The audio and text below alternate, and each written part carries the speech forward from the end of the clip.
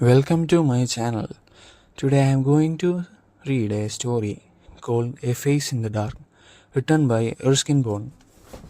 Mr. Oliver, an Anglo-Indian teacher, was returning to his school late one night on the outskirts of hill station of Simla. From before Kipling's time, the school had been run on English public school lines, and the boys, most of them from wealthy Indian families, wore blazers, caps, and ties. Life magazine, in a feature on India, had once it called the Return of the East.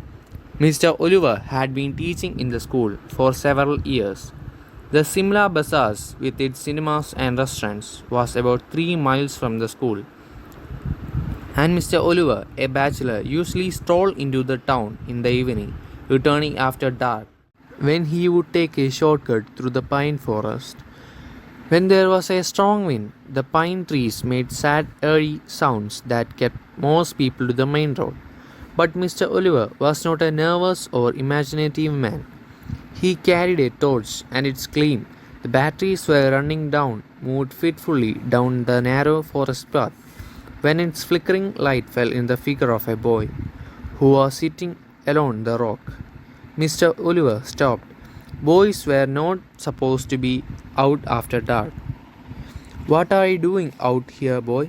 asked Mr. Oliver sharply, moving closer so that he could recognize the miscreant. But even as he approached the boy, Mr. Oliver sensed that something was wrong. The boy appeared to be crying, his head hung down. He held his face in his hands, and his body shook convulsively. It was strange, soundless weeping, and Mr. Oliver felt distinctly uneasy. "Well, what's the matter?" he asked, his anger giving way to concern. "What are you crying for?" The boy would not answer or look up. His body continued to be racked with silent sobbing. "Come on, boy, you shouldn't be out here at this hour. Tell me the trouble. Look up." The boy looked up. He took his hands from his face, looked up at his teacher. The light from Mr. Oliver's torch fell on the boy's face. If you could call it a face. It had no eyes, ears, nose, or mouth. It was just a round, smooth head with a skull cap on top of it. And that's where the story should end. But for Mr. Oliver, it did not end here. The torch fell from his trembling hand. He turned and scrambled down the path, running blindly through the trees and calling for help. He was still running toward the school building when he saw a lantern swinging in the middle of the path. Mr. Oliver stumbled up to the watchman, gasping for breath. "What is it, Sahib?"